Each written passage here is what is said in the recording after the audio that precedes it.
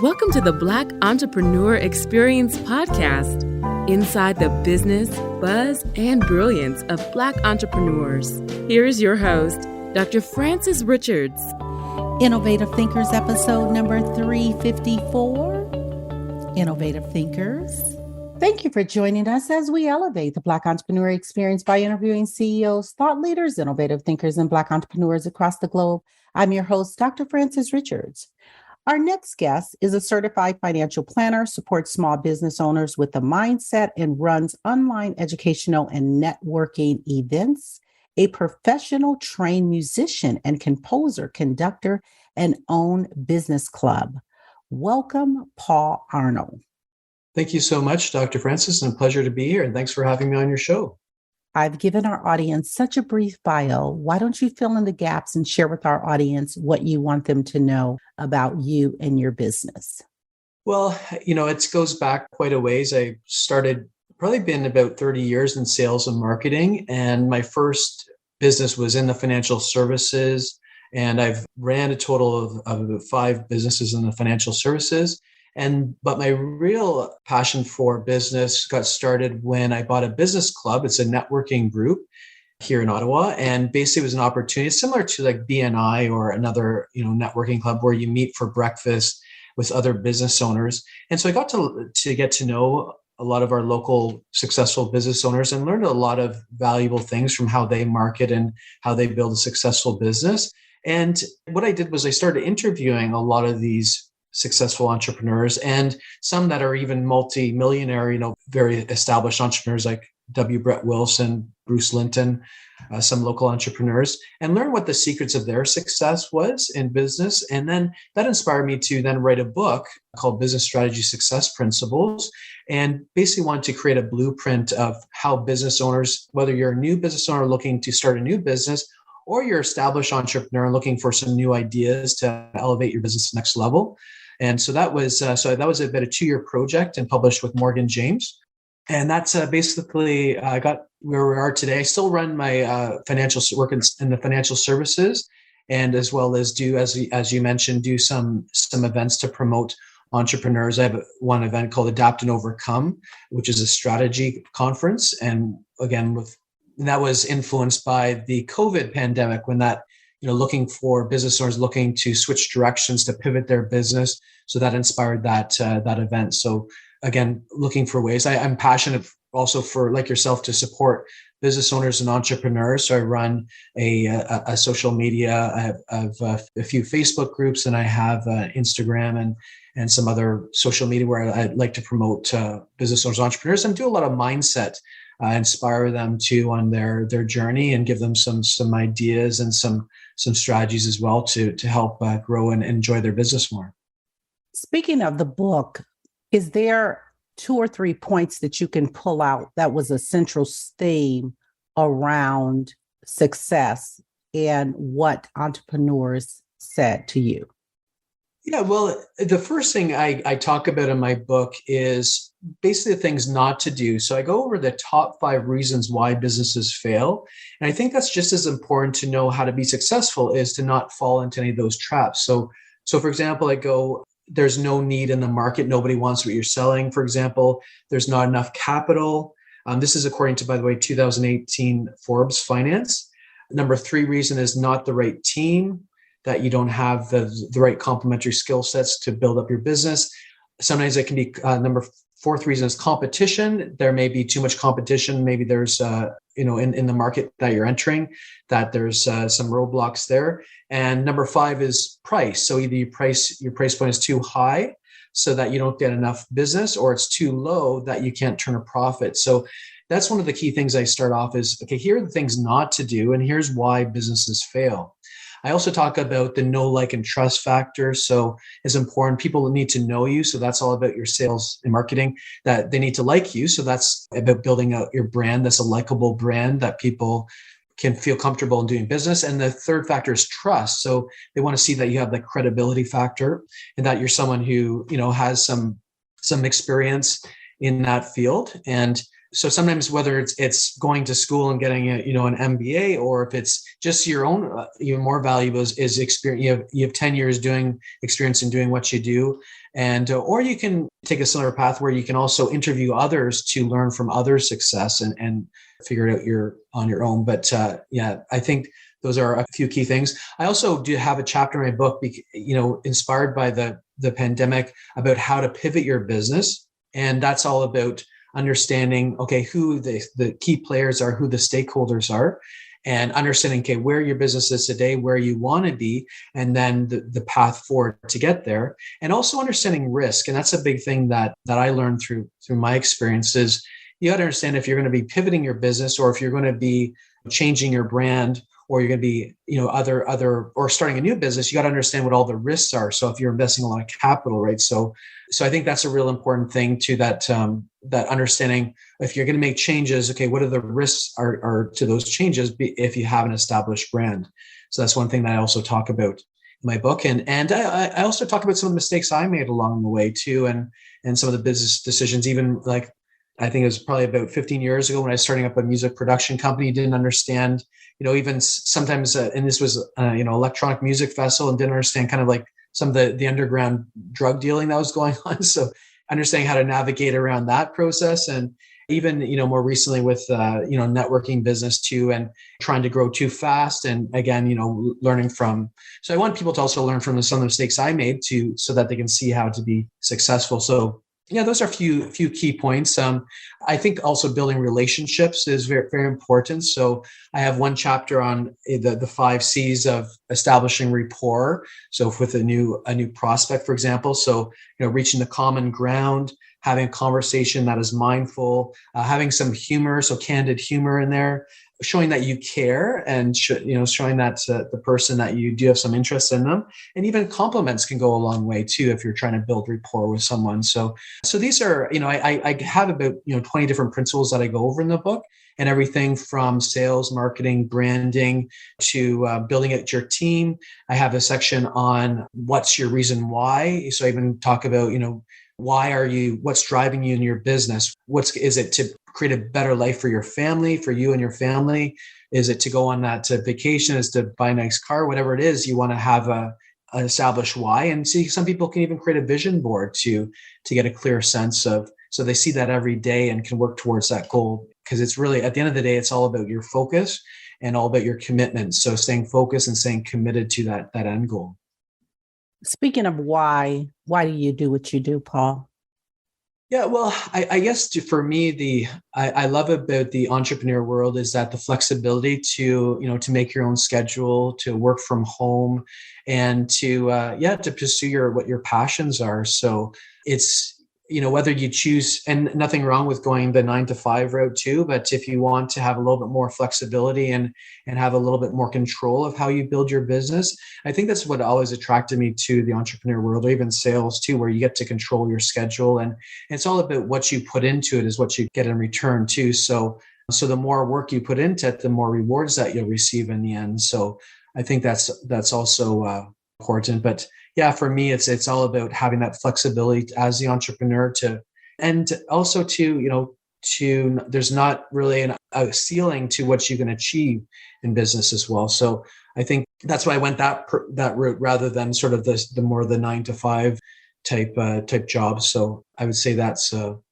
what's driven me. And also being more of a creative type too. I like to when I'm, for example, designing a logo or coming up with a brand, I like to have some creative input in that. So that's another reason why I enjoy doing, projects and promoting events, and even, working to create promotional material, create a logo, and working with others and sharing ideas. So I've always enjoyed like those big projects that, where you can work with a team and work towards a goal that will ultimately bring success. If someone is interested in purchasing the book, how can they find the book? Oh, thanks very much so this is the book right here, Business Strategy Success Principles. It is available through Amazon, is where a lot of people get it, but you can also get it through Barnes & Noble in the US, and in Canada, it's Chapters Indigo. It's also available at Target. So we do have the distribution through Target. And there's some international distribution. It's through Morgan James. So that's the last resort. If you're not in Canada or US, you could just look up Morgan James, and because they have international distribution. But those are the main distributors. You can also get it directly through myself, and my social media is Business Strategy Principles.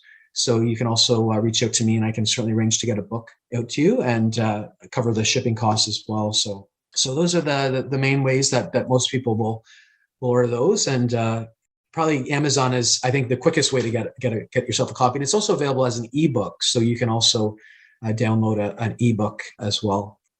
Fill in the blank. Thank you, pandemic, because. That's a great question, because I appreciate the pandemic because it did challenge, entrepreneurs and business owners. And it was actually the inspiration for that event that I hosted. So a couple months after the pandemic hit, I reached out to a bunch of business owners. I said, let's arrange an event that we can get together, share ideas. And it was right from A to Z. So right, started off on we had some health and wellness experts.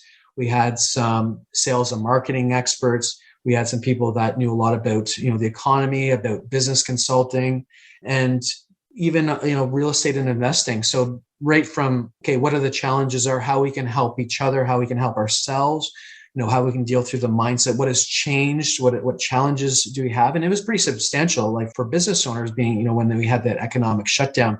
So that was the inspiration for Adapt and Overcome. And that's an annual event that I put on. And we bring together a bunch of business owners, usually have a keynote speaker, and share ideas. And, what are the opportunities? What are the challenges? How can we benefit from that?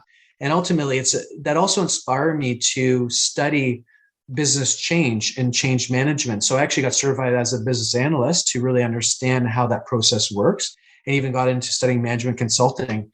And really, that's what Fortune 500 companies, if they're pivoting their business, it's like a 6-step process on how they go about doing that. So that pandemic also inspired me to learn more about business change and how to navigate that whole process. And it's really, again, like understanding, who are the key players out there? Who are the stakeholders? Where am I now? Where do I want to be? And then I also put together a strategy matrix. So this is about, here are my strengths. Here's what I'm not good in. Here's what I'm really strong in. Here's what's least profitable. Here's what's most profitable for my business. And it's basically a 2x2 matrix. And so, for example, if there's something that you're not good at, but will be very profitable for your business, let's just say, for example, a website can be really effective for certain businesses. So doing a website, I'm not very good at them, so I'm going to outsource that.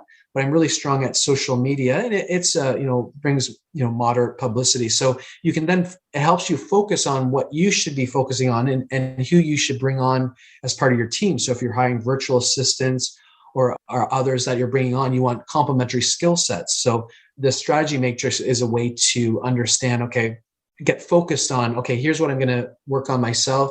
Here's what I'm going to outsource other talent to. And here's what if there's something that is you're not good at, it's not profitable for your business, well, maybe that's something that I'm not going to focus on right now. So that's just a matter of prioritizing what your strategies are. Talk about raising capital. How did you raise capital to start your business? Yeah, so in the financial services, I have worked for other firms, so there wasn't necessarily an upfront capital. For the business club, that was for my own capital that I used for that. And I always advise, it's best to really scale your business, but at the same time, I think it's important to do it right at the get-go. So, for example, having a clear purchase and sale agreement, having, especially if you're going to work with other partners or you're purchasing or selling your business.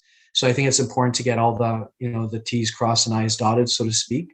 But yeah, that was with my capital and to start that. But I think it's important, to understand who the key players are and really get feedback from your stakeholders. So in that scenario, I always want to get, I'll set up a meeting to work with everyone and to share everyone's ideas so that everyone's on the same common page. Because if you're taking over a business that's been there for 20 years, you want to make sure that those key players are happy, and especially if they're someone who are going to have an impact on your business as well. So So understanding who those key players are and making sure you interview those stakeholders to understand what's important to them so that you can keep everyone happy, because it's not just what's important to you, because if you do only what you want to do, then you might turn other people off. So whether it's be someone who's like an investor in your business or just someone who's a stakeholder as part of your business, I think it's important to get that feedback. And so you have that common ground when you move forward with your business. Let's take a snapshot of the last 30 days. What was your biggest win? Yeah, well, it's interesting that you mentioned that. I actually have been working on an MBA program. So I was actually, I think the what stands out to me over the last 30 days was actually flying out to York in the UK and meeting some other people in the program. I got an opportunity to also to share my book as well with my fellow colleagues there. And it stands out because it was a really enjoyable trip. Unfortunately, the Queen had passed away at that same time, but I was in a restaurant. Someone raised the glass to the Queen at that time. And obviously someone who's been around for so long and be sorely missed, for 7 years. And it really influenced, the globe in terms of, her leadership too, and the way she acted. So I think will be something will be sorely missed. And I was fortunate to be in the UK at the time, and they were starting to build up the security to prepare for the Queen's funeral for that moment. And of course, I've done some book signings and things as well too, which have also helped. But for me, this is all about promoting, and it's also great to be on your show today and every little bit meet new people in the business and go from because it's all about connections and helping each other to be successful. How do you celebrate wins? Well, I would say I like to celebrate with the family. So when I reached a very successful point in my last business, I basically took the family out. I have my wife and 2 daughters. We went out, took them out to dinner, and just have a nice little intimate celebration. And I think it's important to celebrate those wins because when they happened, you want to reward yourself, and especially if it's something that is meaningful for your family too. So for me, I was a couple of years ago achieved a certain landmark in my business too, and took the family on a vacation to the Bahamas. So again, that was a really enjoyable trip. We went there for a week and enjoyed the resort and the water and the beach, and the girls loved the pool, swimming in the pool, jumping off the diving board, and getting to know the culture there too. So that's a couple of ways I like to celebrate the win, is basically bring the family and treat them to a special time. Paul, what problem exists in the world today that you would like to solve? Well, for me, one of the inspirations for writing the book was just to give all the tools, because if you're trying to start a new business and to know, okay, where do I go next? Okay, there's so many different ways you can go. So that's, what inspired me to write this book, is I wanted to give a tool for new entrepreneurs, or even those who are more established, to, okay, here's everything that you need to do in order to create a successful business. And here's the things not to do. So again, here's the top 5 reasons why businesses fail. But here's, important to get your clear vision and mission statement right from the beginning, because that's going to be your guiding overarching principle throughout, and having a strong reason why, because, it's at saying, 20% inspiration, 80% perspiration, right? So when you're going to go through those hard times, you got to have a strong reason why you're doing that, and that's going to keep you moving forward.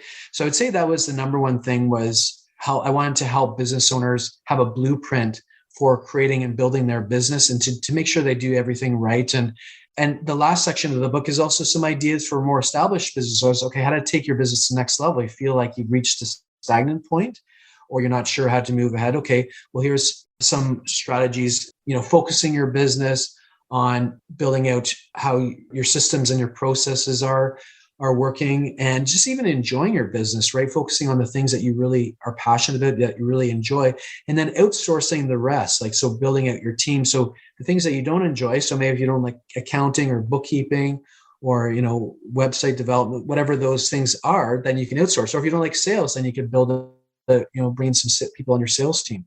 So that's what really drove me is providing that blueprint so that new entrepreneurs can have a clear path forward on how to get to that goal. If you lost everything, and you had to start a business today, what business would you start? What industry and why? Well, for me, I'm passionate about business strategy. So for me, starting a new business, it would be as a strategy coach and helping other business owners, just guide them through that process, and even using the principles in my book as a resource as well. But because I've been now trained as a business analyst, I can really help business owners understand that process and building out those systems and those processes.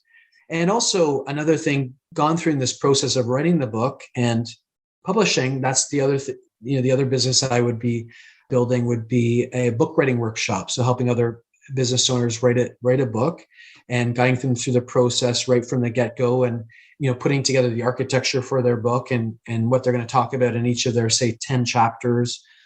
So have 3 main points, and also introduce storylines into their books as well, which makes it something more interesting to read. And that's what I tried to also include when I was writing my book. So those are a couple of things that I would further develop, would be the coaching and the book writing workshop. Are you doing the coaching now?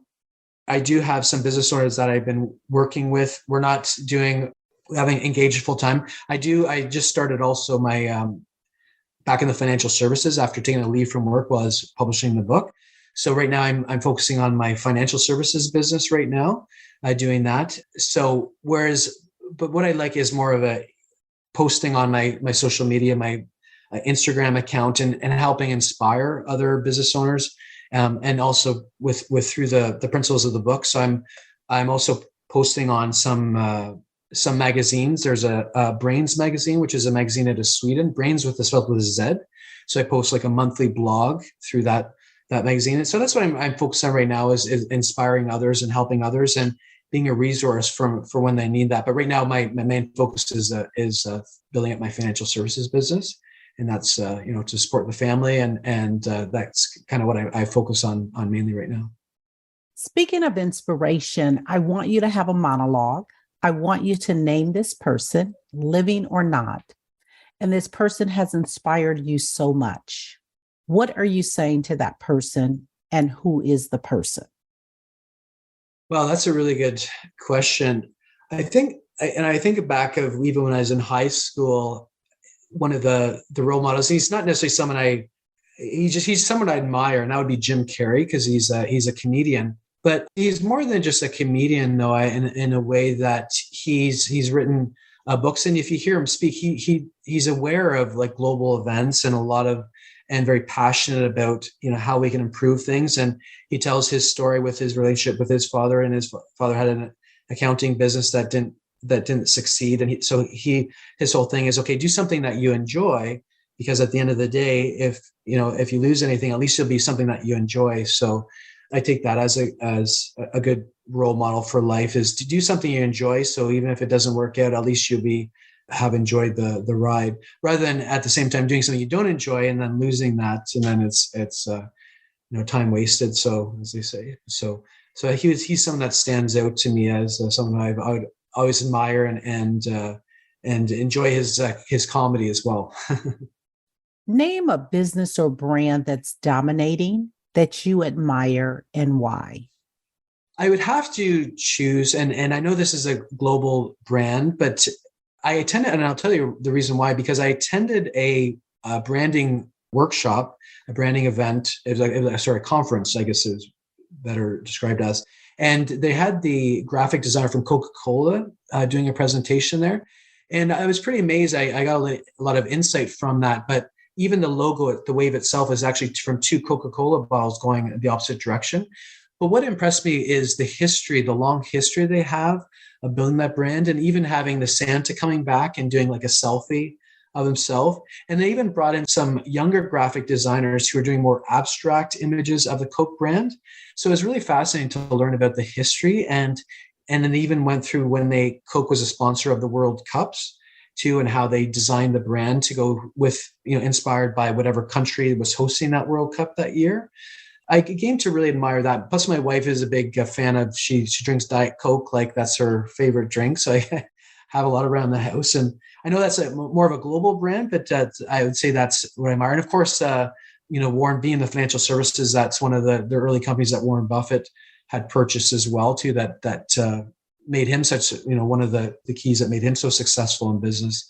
And it's such a powerful brand, that Coca-Cola, that's one of globally recognized brands. So I think that would be the one I would lean towards for branding goes.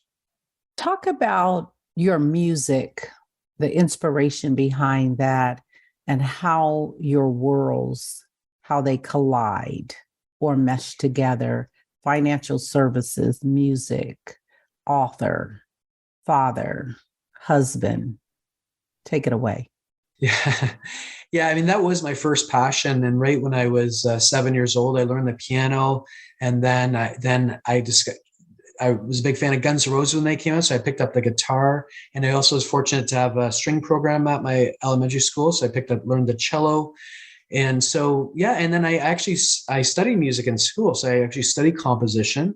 And so I got to write music for orchestras and for string quartets and wind trios. And I also studied conducting. So I had an opportunity to conduct some very talented orchestras and some community orchestras around my local community here, and also some choirs. I worked with some local choirs, and I started one at a university too, and I composed music for the orchestra and the choir as well, and really enjoyed that process. But I taught private guitar lessons for several years as well.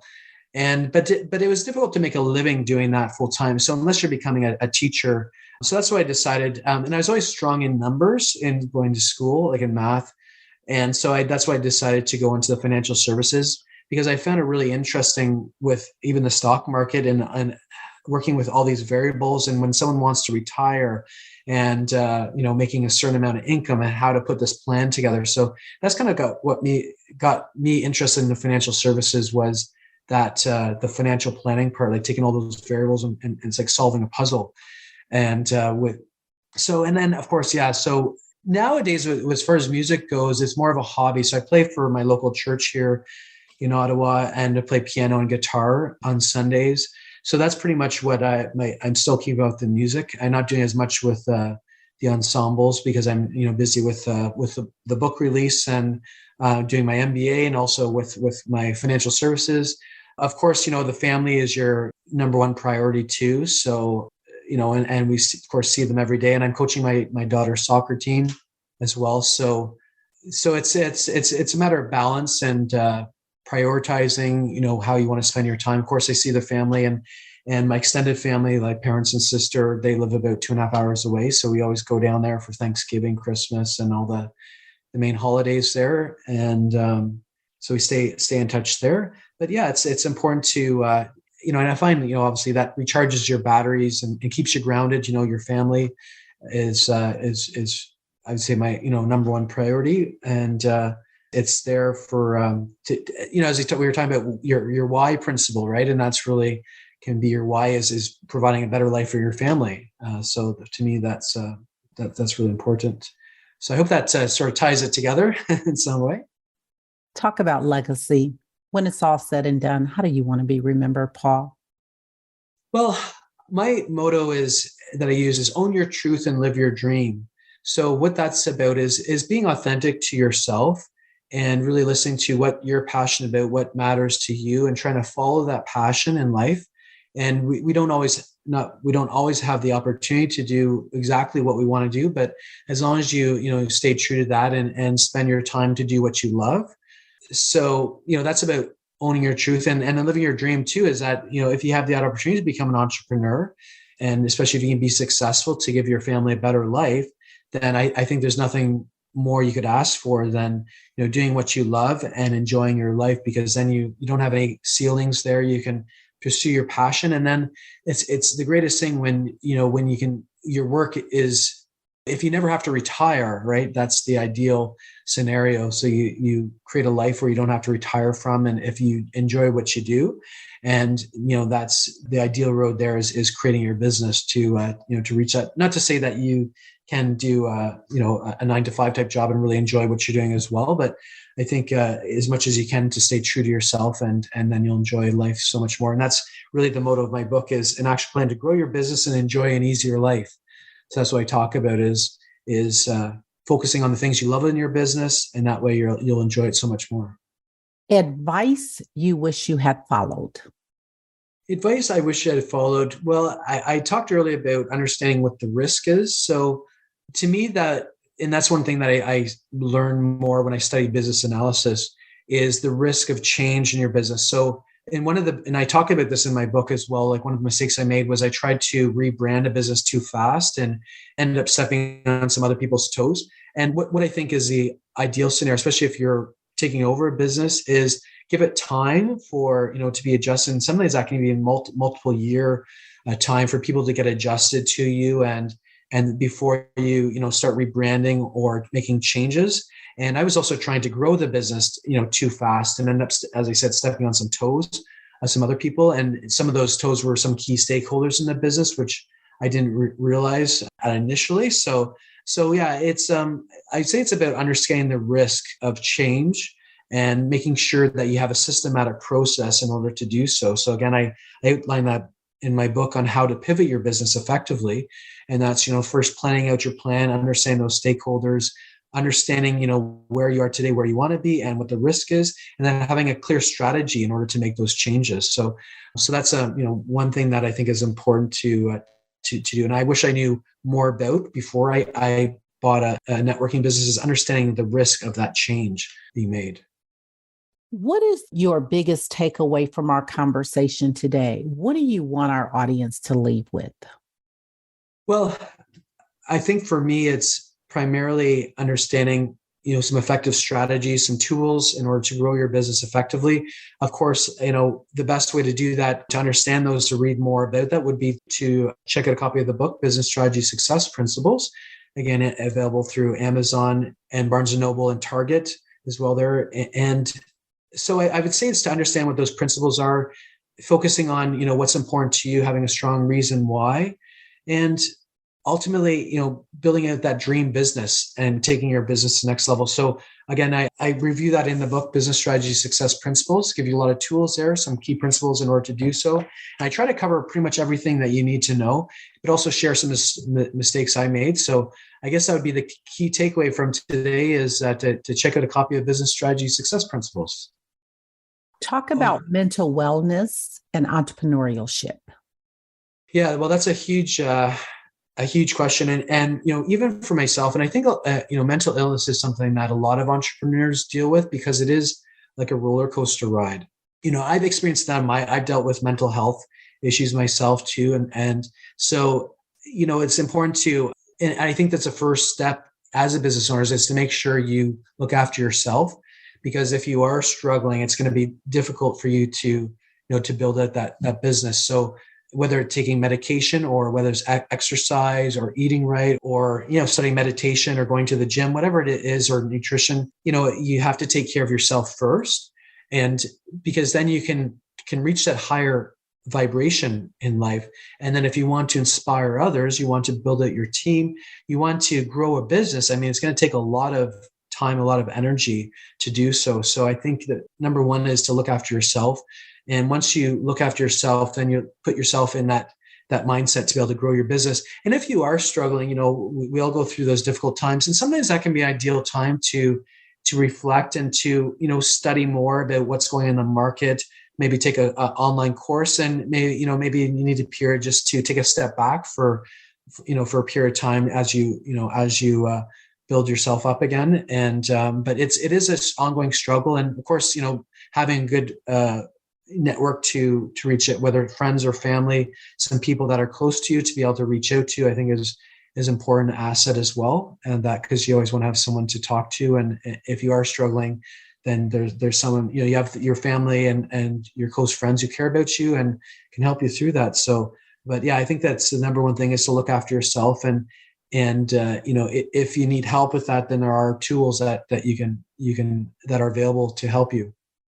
What does self-care look like for Paul? Yes, self-care.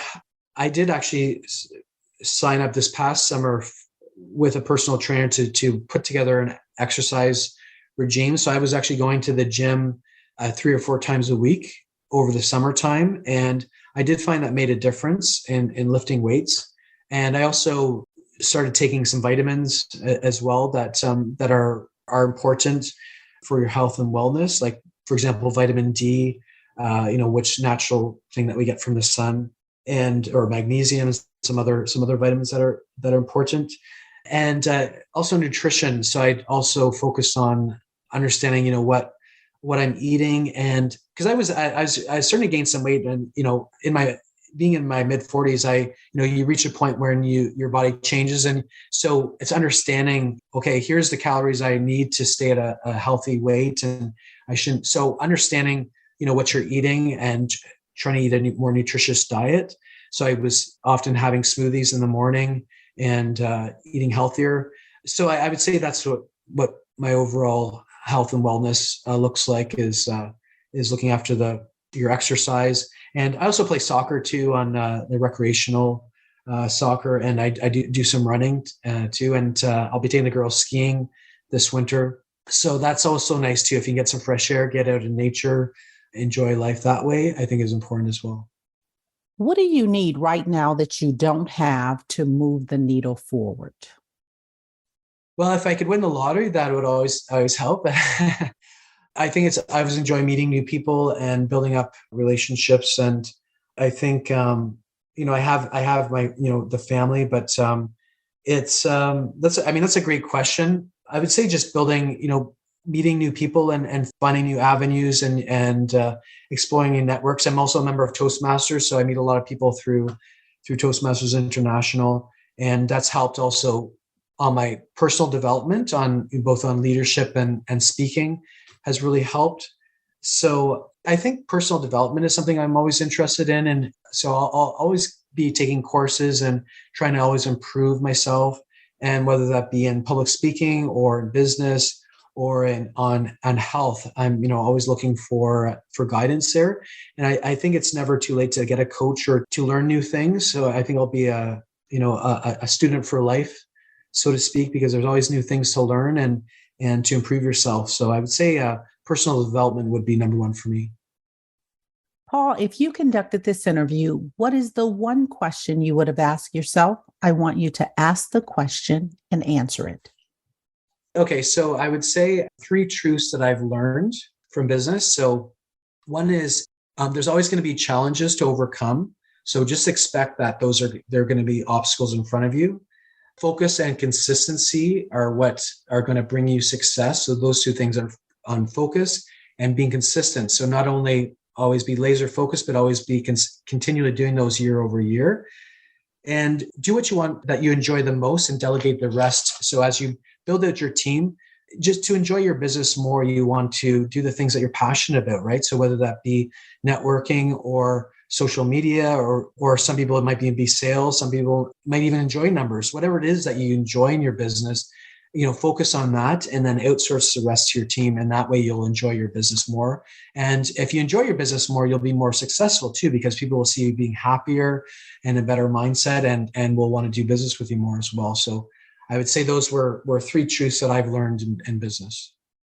We've come to the part of our interview. It's called the Rapid Round of Fun. I'm going to ask you a series of questions and I'd like you to give me very quick answers.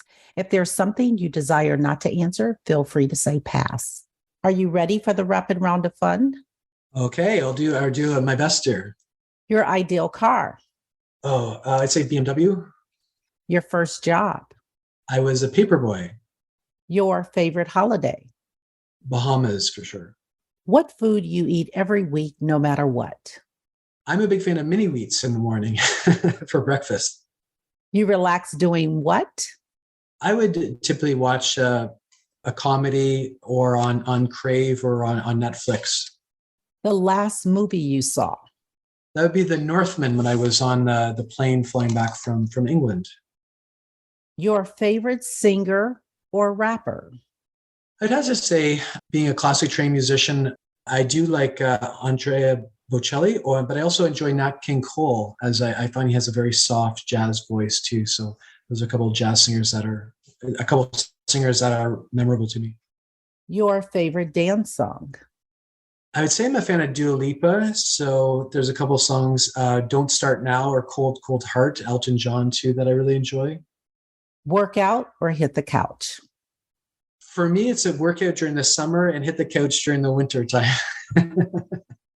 Paul Arnold, thank you so much for joining us on Black Entrepreneur Experience Podcast. Before we let you go, share with our audience the best way for them to connect with you, to do business with you. Feel free to leave all your social media handles and share again how they could purchase your book. Yes, you can reach me through Business Strategy Principles, and that's through Instagram, through Facebook, through YouTube. I have a lot of YouTube interviews there as well. And also my website is businessstrategyprinciples.com. And my book is available through Amazon, through Barnes & Noble and Target. And in Canada, it's Indigo and Chapters. So you can, and it's also available as an ebook. So you can also get an electronic copy as well. And it's been a pleasure. Thank you so much, Dr. Francis. It's been a pleasure being on your show today. And thanks for this great opportunity. Thank you, Paul. That's a wrap. Thank you for listening and subscribing to Black Entrepreneur Experience. We would love for you to leave a review and rating on iTunes and share with your friends. For show notes and more episodes, go to www.beepodcast.com. Join us next Wednesday, and remember, green is the new black. So keep your bank accounts and your business in the black.